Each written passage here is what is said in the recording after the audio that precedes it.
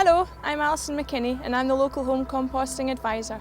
I'd like to welcome you to Falkirk Council's DVD on home composting.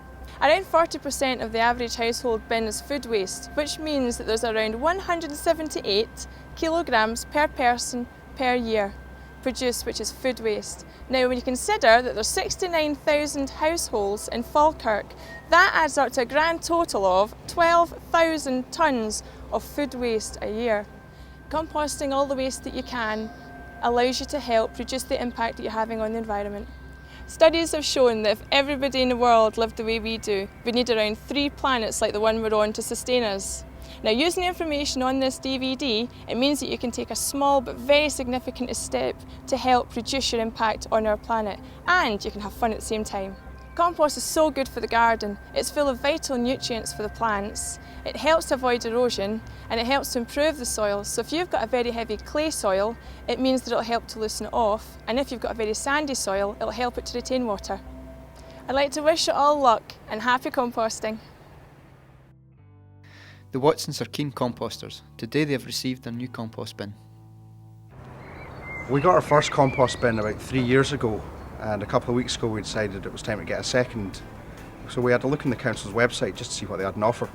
They had a choice of 4 bins, each different shape, size and cost, so it's one to suit everyone's needs and budget.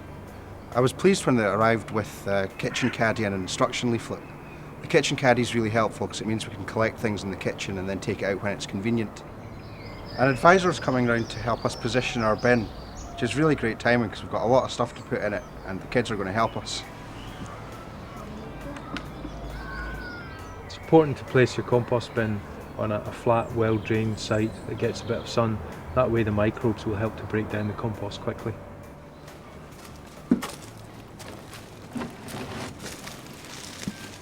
When we got our first compost bin, we made the mistake of filling it with vegetable peelings. Yes, that's a common problem. We recommend that you fill your composter with a mixture of greens and browns. What are they? Greens are things like vegetable peelings, fruit peelings, hedge prunings and grass clippings, and these are all rich in nitrogen and moisture and they break down very quickly. It's good to get a balance of greens and browns. Browns are things like cardboard or newspaper scrunched up or leaves or even woodier prunings, and these are rich in carbon. It's slower to break down and it provides an air pocket for the microorganisms to work in. I have been saving up my comics to put in the bin. If you don't want to recycle your comics in your blue bin, then you can scrunch them up and put them in the composter, and that will form nice air pockets for the compost. I also have an empty egg box. Can that go in? Yes, that's good. It's best to put about 50% greens and about 50% browns in your bin to get a good mixture. That's a good mix for the composting process. It's also worth remembering what you shouldn't put into your bin, and that's things like cooked food, meat, dairy products, diseased plants and cat and dog litter. Those should still go into your green wheelie bin. How can you tell when your compost is ready? Well, that depends what you put into it. Normally it takes 12 to 18 months to break down depending on the mixture you've put in, but you can speed that up. If you're feeling energetic, you can turn the compost and that will accelerate the process, and then it can reduce the time down to sometimes as little as 6 months. You can normally tell when your compost is ready because it's turned into a dark brown crumbly material like soil. However, you'll still probably see little bits of material like eggshells and maybe pieces of cardboard and things that have not fully composted in it, but it's still good to use in the garden when it's like that. Yeah, I'm looking forward to using the compost on my veggie patch. I know that when we started there were a number of questions and problems that we'd encountered. Yes, first our bin was very smelly.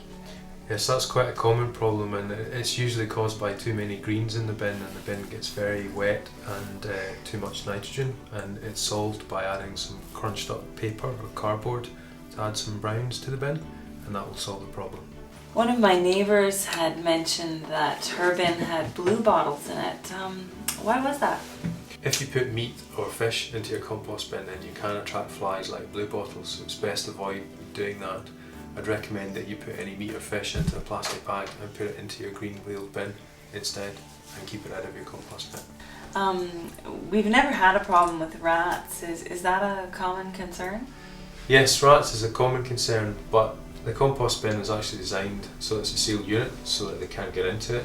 The other tip is to make sure that you don't put any food waste or any cooked food waste or any meat in the bin, because this will attract them. So if you keep that out, then that will reduce the chances. If you put the compost bin close to your house as well, where there's high levels of you walking by and disturbance, etc., that will usually prevent any rats from coming into the area. And remember, if you do have any more questions about composting or anything else, then you can contact a waste minimisation advisor at the council and they'll be happy to help you.